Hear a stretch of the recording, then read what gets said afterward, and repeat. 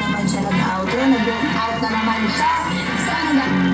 Kasi ano naman ako sa mga bakit sa pinigil na? Ano yung hindi kita yung nakawakan, no? As! Kita dito,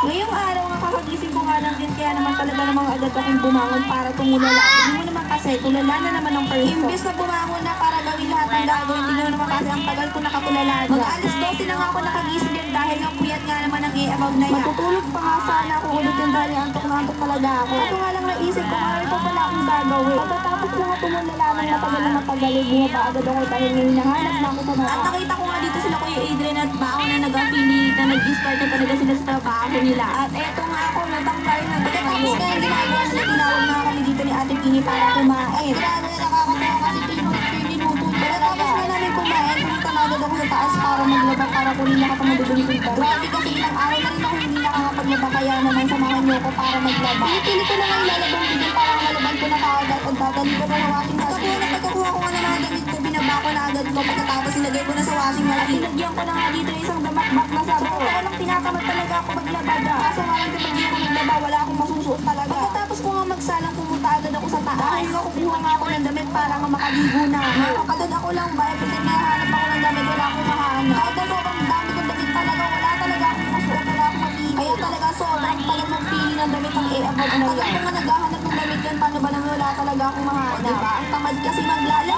Mga kapatid yung tipo ang dami-dami nung binibining damit tapos wala ako man lang mahanap na susuotin. Nung nakahanap na nga ako ng damit, pumunta agad ako sa labas at bumaba para makaligo na.